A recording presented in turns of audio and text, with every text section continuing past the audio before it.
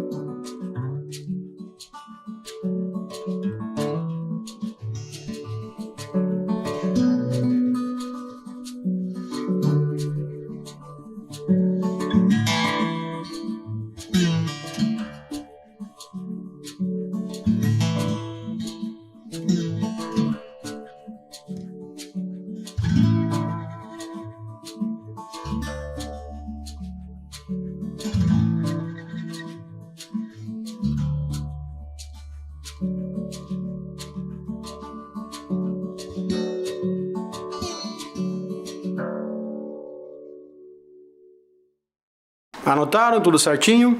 Então vamos começar a aula relembrando o que nós vimos na aula anterior.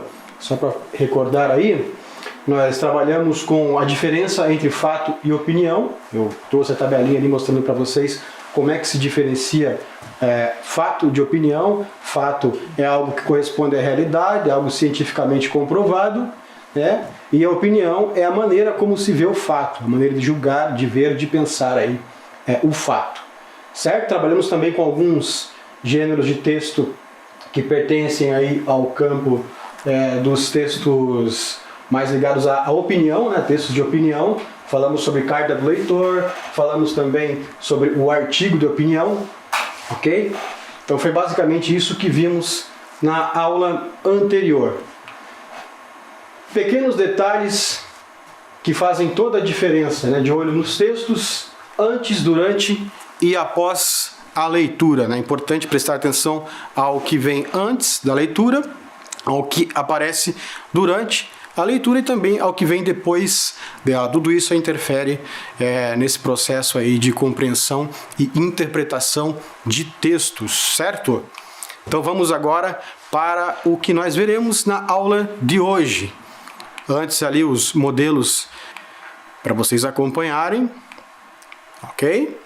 Ali os 5 tipos, vamos trabalhar com número 3 ali, o que vai aparecer nas questões que vocês verão hoje.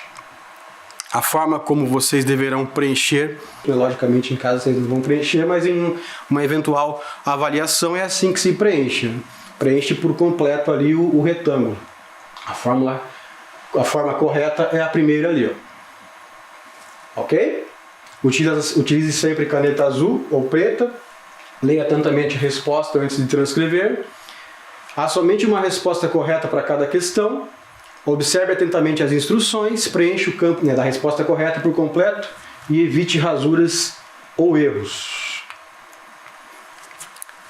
Então, lá. Já sabemos que os textos não são lidos todos da mesma forma. Alguns textos pertencem ao universo dos textos mais imagéticos, textos que têm imagens, portanto. Outros são constituídos apenas por linguagem verbal, tem apenas escrita. Outros misturam as duas linguagens, que é muito comum. Por exemplo, infográfico é um texto que se encaixa bem nisso, ele mistura muito bem as duas linguagens, tanto a verbal quanto a não verbal. Há textos cuja linguagem é mais objetiva, os textos mais informativos têm uma linguagem mais objetiva, e há textos que exigem a leitura das entrelinhas, né? Também. Ok? Tudo isso aí tem que ser observado, é necessário ser observado no ato da leitura. De olho nas informações. quando estamos ali tentando extrair informações dos textos, precisamos observar alguns aspectos. Eu listei ali para vocês 4 desses aspectos. São outros, são vários, né, os aspectos existentes, mas aqueles ali são os que eu listei para a gente pensar sobre. A ideia principal de cada parágrafo, tá? As citações que estão no texto, o sentido das expressões adverbiais, ali os adjuntos adverbiais, e o sentido também das conjunções, que são importantíssimas no texto, na construção do sentido do texto, na ligação das ideias, das orações, dos parágrafos dentro do texto. Ok? Então eu trouxe para vocês aqui também uma capa de um jornal, um famoso jornal, o Globo, com a manchete em destaque ali, ó. Crimes crescem, mas investiga cada vez menos. Dá para vocês observarem o destaque que é dado à manchete, como que se percebe esse destaque que é dado? Pelo tamanho da fonte, pelo tamanho das letras que foram utilizadas ali nessa manchete. Então eu trouxe para vocês perceberem também ali, falei de conjunções antes, sentido das conjunções, notem que ali eu tenho a palavrinha mas, ligando a oração crimes crescem à oração Rio de Janeiro investiga cada vez menos. Percebam que o mas ali liga essas duas orações e estabelece uma relação ali de adversidade, de oposição, ok? Vejam, os crimes crescem, porém o Rio investiga cada vez menos. Há uma oposição entre as duas mensagens ali, entre as duas orações. Porém, tem o mesmo sentido que mas. Aqui uma capa de uma revista muito conhecida também, a revista Veja. Eu trouxe ali e é importante vocês perceberem que essa temática é a temática com a qual nós iremos trabalhar na aula de hoje e nas aulas que virão. Salvar a Terra. Como essa ideia triunfou? Observem ali que a capa da revista dá destaque a uma imagem, né, que mostra uma mãe, uma mulher, provavelmente mãe daquela criança que está ali na bicicleta, e uma cestinha repleta de frutas, legumes e verduras. Tudo isso é muito significativo para entendermos a mensagem que está sendo trazida pela capa daquela revista. Ok? Notem também que o que está em destaque ali é a mensagem salvar a terra, porque está justamente escrita com uma letra maior. Observaram? Existe fórmula para melhorar a compreensão de textos? Há uma fórmula matemática? Poxa, como é que eu vou melhorar minha compreensão de textos? Na verdade, não há uma fórmula pronta, né? Há mecanismos, há formas, há meios de se melhorar a compreensão dos textos que nós lemos. É importante estar, eu costumo indicar sempre leitura. É importante estar sempre lendo textos de diferentes gêneros, que é isso que vai fazer com que você melhore a sua compreensão. É isso. A leitura é fundamental. Então vamos lá. Fique de olho nas informações que aparecem no texto, né, o vocabulário, a pontuação, etc. Ali, ó, de acordo com o texto, conforme afirma o autor, algo que está explícito no texto, quando você vai compreender um texto, é importante prestar atenção a esses detalhes, ok? Então é a compreensão textual. E ali, ó, o texto permite concluir que, segundo o texto, é possível inferir que, depreende-se, algo que está implícito no texto aí, a parte mais inferencial, a parte que permite a interpretação e que faz com que você possa ir além do texto, né? Fazer relações extra-texto, por assim dizer. Vejamos como identificar elementos referentes à compreensão textual. Eu trouxe um trecho aqui, eu destaquei do texto com o qual nós trabalhamos na aula passada, o artigo de opinião. Ali, ó. A expressão sustentabilidade foi utilizada pela ex-primeira-ministra da Noruega em um dos primeiros encontros internacionais de meio ambiente, patrocinados pela Organização das Nações Unidas, a ONU, em um documento denominado Nosso Futuro Comum. Trouxe a concepção de que é preciso utilizar os recursos naturais, mas sem comprometer a vida das gerações futuras. Eu peguei esse trecho, destaquei algumas partes, fiz uma legenda ali para vocês perceberem, notarem onde estão as informações explícitas, aquelas informações que estão claras, evidentes no texto, e, por outro lado, as partes ali inferenciais, ó, deixei com outra cor, partes do texto que permitem formular inferências, por exemplo, nosso futuro comum, que pode ser entendido como um futuro compartilhado por todos os seres humanos, e gerações futuras, que se pode entender como nossos filhos, netos, bisnetos e etc. Então tudo aquilo que a gente pode inferir, perceber, interpretar do texto. Certinho? Perceberam a diferença entre os dois aspectos ali? Vamos exercitar a compreensão e a interpretação de texto. E agora é com você. A primeira questão que eu trouxe: nos trechos em destaque é possível identificar: alternativa A, uma tese única acerca dos fenômenos que causam mudanças no clima. B, duas teses diferentes que explicam as mudanças no clima.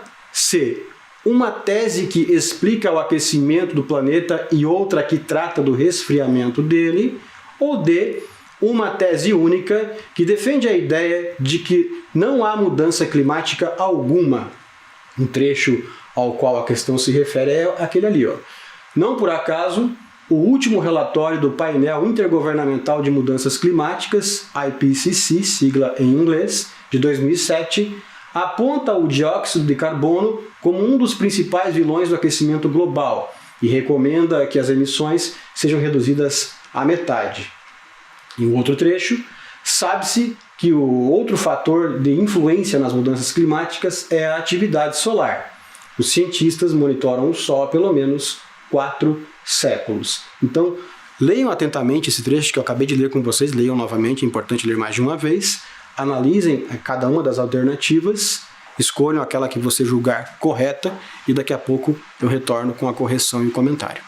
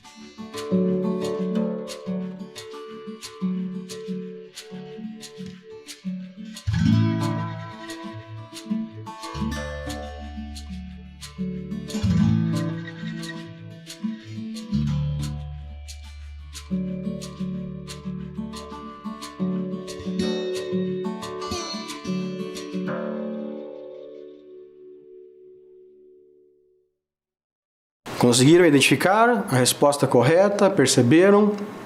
Então vamos à correção e o comentário ali.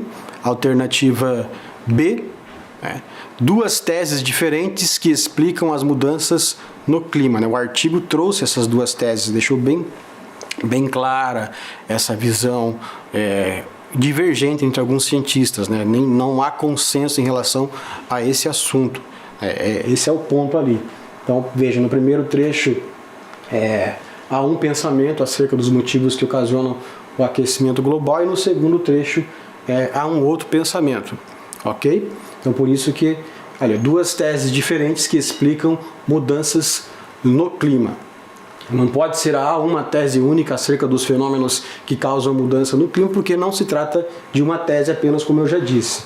A C também, uma tese que explica o aquecimento do planeta e outra que trata do resfriamento dele. Não, as duas falam do aquecimento do planeta. E a D, uma tese única que defende a ideia de que não há mudança climática alguma. Não.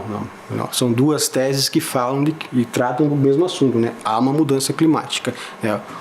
Ok? Vamos para a questão número 2, então. É correto dizer que no trecho ao lado foi usada linguagem científica porque, alternativa A, há predomínio de descrições de lugares e ações. B, há um didatismo e a intenção é transmitir informações com clareza e objetividade. C, o texto é subjetivo e exige um pensamento mais abstrato para que se possa compreender a mensagem. Ou D, há um conjunto de opiniões que prescindem de comprovações advindas da ciência. O trecho é aquele. É fato que o planeta está passando por mudanças ambientais importantes. O marco inicial desse processo é a Revolução Industrial, que data do século XIX. Foi nessa época que as fábricas começaram a demandar mais recursos naturais para produzir bens de consumo. Ok? Então leiam novamente o trecho, leiam as alternativas e na sequência eu volto com a correção e o comentário.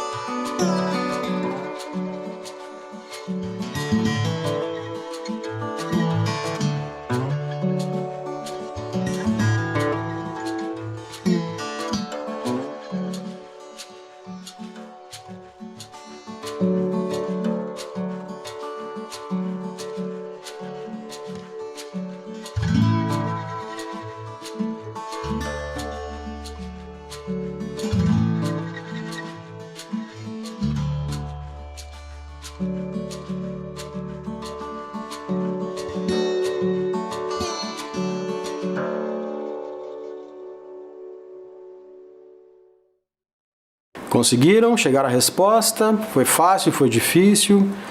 Vamos verificar então a alternativa correta. B, há um didatismo e a intenção é transmitir informações com clareza e objetividade. Então percebe-se que o autor tentou ser didático, tentou ser claro ao transmitir as informações. Eu acredito que conseguiu, né, ser didático nessas explicações aí, né? Então vamos lá para a próxima questão, a questão 3. No fragmento ao lado, a locução conjuntiva em destaque refere-se a. Ao fato de o gelo no Polo Sul estar sobre a terra firme e não fazer parte da água dos oceanos. B. Ao fato de o gelo do Polo Sul formar placas de gelo nos oceanos. C. A contribuição que o derretimento do gelo polar tem no aumento do nível dos oceanos. Ou D. Ao fato de as cidades costeiras e as ilhas estarem ameaçadas. O trecho é aquele. O gelo que está sobre a terra firme, como no Polo Sul, não faz parte do volume de água dos oceanos. Por isso, ao derreter, ele contribui para elevar o nível das águas, ameaçando cidades costeiras e ilhas, diz Marcos Sanches. Então, tentem identificar ali, a locução conjuntiva que está em destaque, por isso. Se refere ao que? Ela vai retomar que ideia mencionada no texto. Daqui a pouco eu retorno com a correção e o comentário.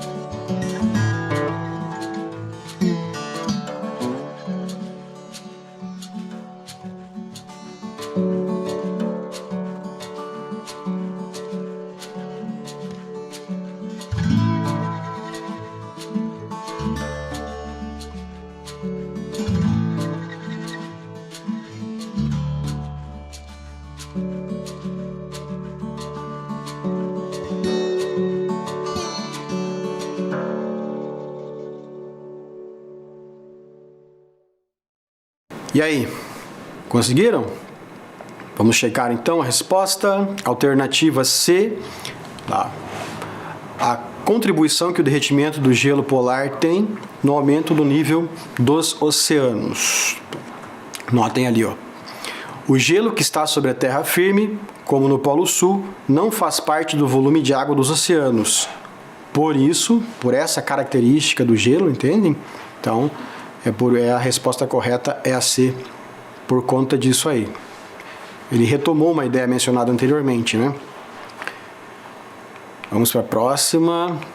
Vamos falar agora sobre um gênero textual calcado na linguagem subjetiva, plurissignificativa, figurada e pouco usual, pouco comum, o poema.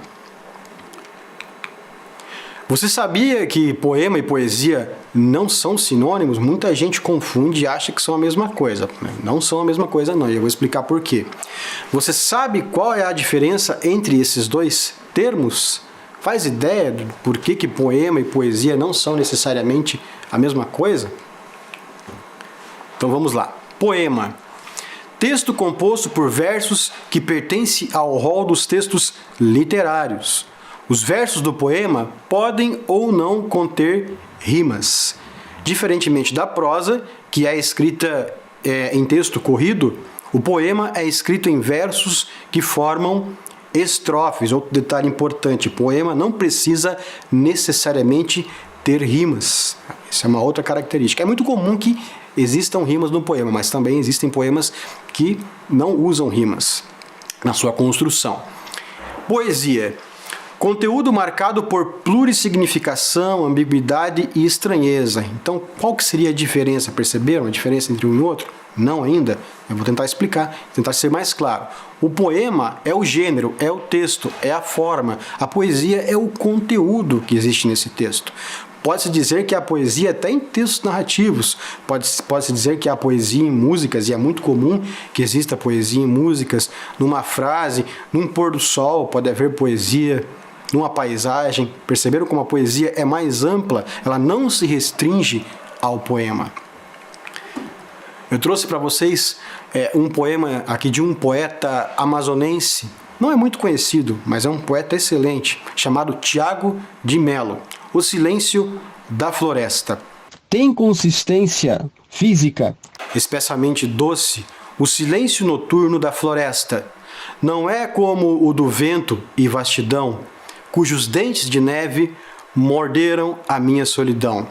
Nem como o silêncio aterrador e no seu âmago o tempo brilha imóvel do deserto chileno do Atacama, onde um entardecer, estirado entre areia e pedras, escutei, cheio de assombro, o latir do meu próprio coração. O silêncio da floresta é sonoro. Os cânticos dos pássaros da noite fazem parte dele, nascem dele, são a sua voz aconchegante. Sozinho, no centro da noite amazônica, escuto o poder mágico do silêncio. Agora, quando os pássaros conversam com as estrelas e recito silenciosamente o nome lindo da mulher que eu amo.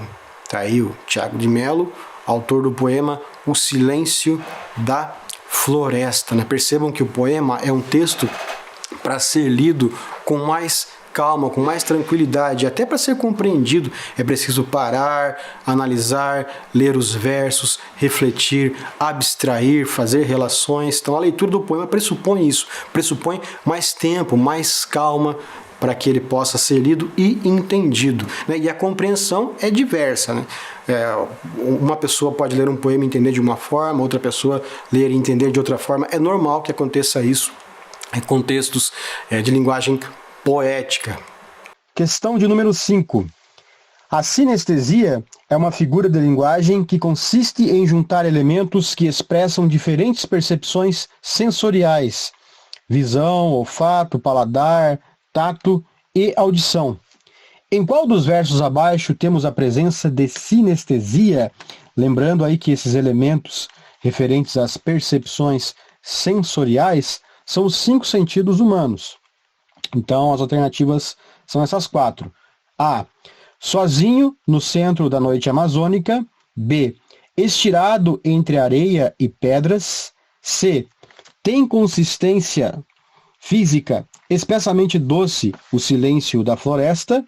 E D. Cujos dentes de neve morderam a minha solidão. Então, em qual dessas alternativas se percebe aí a utilização de alguns desses sentidos, desses elementos sensoriais?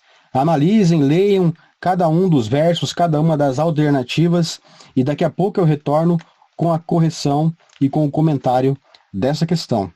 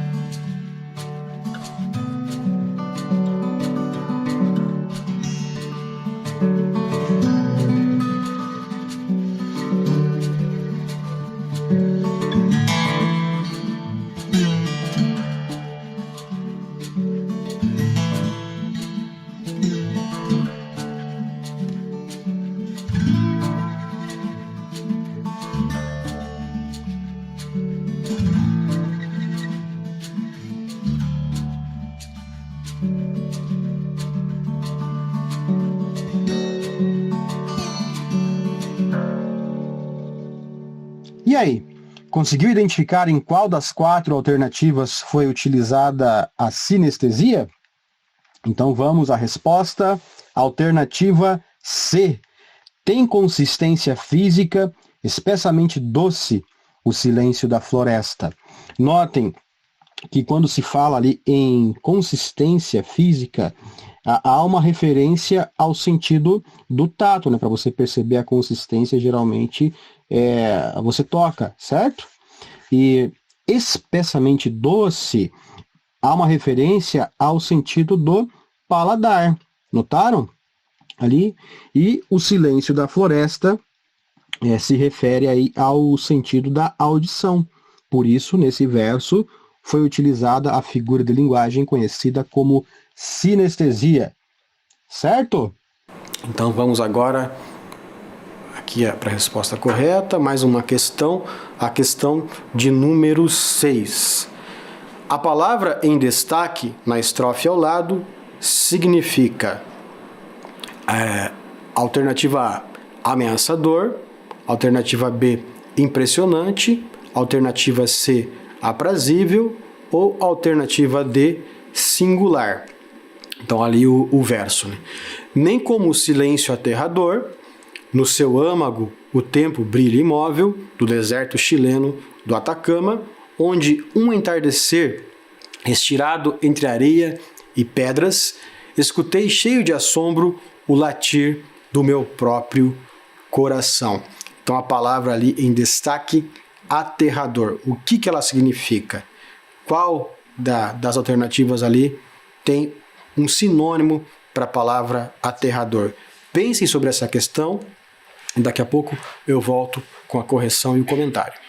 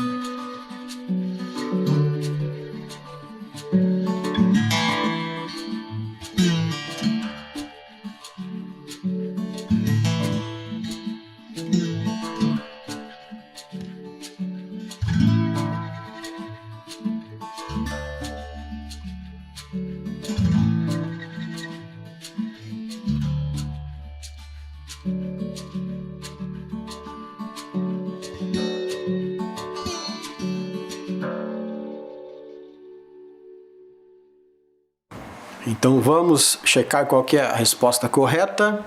Aterrador, ameaçador. É sinônimo de aterrador, portanto, ameaçador não pode ser impressionante, que impressionante é aquilo que chama a atenção, aquilo que impressiona. Aprazível é o sinônimo de algo que agrada, algo agradável, portanto. E singular é algo único, né? Algo diferente nesse sentido aí. Se vocês forem eliminando, muitas vezes funciona para chegar à resposta correta. Eliminando aquela que é menos as alternativas, né, os distratores, é ali que realmente não se encaixam naquilo que está sendo solicitado. Ameaçador, portanto, certo? Vamos então para mais uma questão. A questão de número 7. No verso em destaque, tem-se um paradoxo, figura de linguagem baseada em uma contradição proposital de ideias. O efeito de sentido decorrente do uso desse paradoxo é: A. Uma impressão usual provocada pelo silêncio da noite. Lembrando que o sentido da palavra usual é algo comum, algo corriqueiro, né? Então, uma impressão usual, corriqueira, comum, provocada pelo silêncio da noite. B. Um susto provocado pelos sons da noite amazônica. C. Uma espécie de encantamento com a calmaria da noite. Ou alternativa D. Uma confusão totalmente desprovida de lógica. Ali ao lado a gente tem um pedaço, né, do poema, né, um excerto. Sozinho no centro da noite amazônica, escuto o poder mágico do silêncio. Agora, quando os pássaros conversam com as estrelas, e recito silenciosamente o nome lindo da mulher que eu amo. Então eu deixei em destaque ali os versos escuto o poder mágico do silêncio, para vocês analisarem. Qual que é o efeito de sentido, então, que esse paradoxo traz? Pensem sobre isso, leiam as respostas, as alternativas, né, as possibilidades de resposta, e daqui a pouco eu retorno com o comentário e a correção.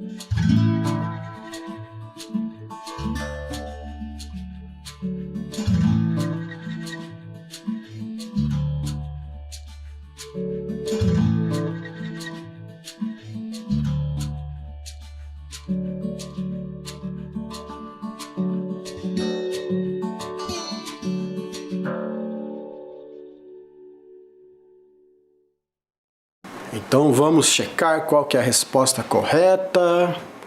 Será que você acertou? Será que você errou? Vamos ver. Vamos lá então.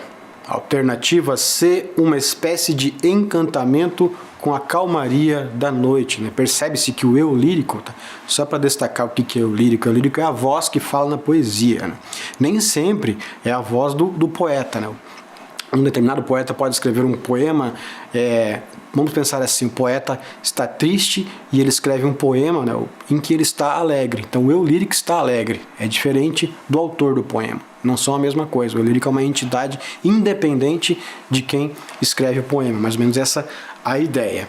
Então ali, percebe-se esse encantamento dele, escuta o poder mágico do silêncio. E o paradoxo consiste nisso, né? Veja, como é que se vai escutar o silêncio? Não há uma contradição aí proposital? Essa contradição recebe o nome de paradoxo. Aí há uma intenção, né? Não é um erro pura e simplesmente. Há uma intenção, há um propósito no uso desse paradoxo. Certinho? Perceberam? Compreenderam aí o porquê do paradoxo? Ok? Alternativa A ali, ó, uma impressão usual provocada pelo silêncio da noite. Não há paradoxo, não há contradição ali, certo? Na B, um susto provocado pelos sons da noite. Também não se percebe que ele está assustado. Ele não demonstra que está assustado, incomodado. Muito pelo contrário. E na D, uma confusão totalmente desprovida de lógica. Apesar de haver o paradoxo ali, há lógica naquela contradição. E também não há confusão. Ok? Perceberam? Bom, estamos caminhando então para o final da nossa aula de hoje. Aqui eu vou mostrar antes o gabarito das questões ali com as respostas de 1 a 7. Foram 7 questões que tivemos na nossa aula. Ok? Então estão lá as respostas. Chegamos ao final da nossa aula. Cuide-se e até breve. Tchau, tchau.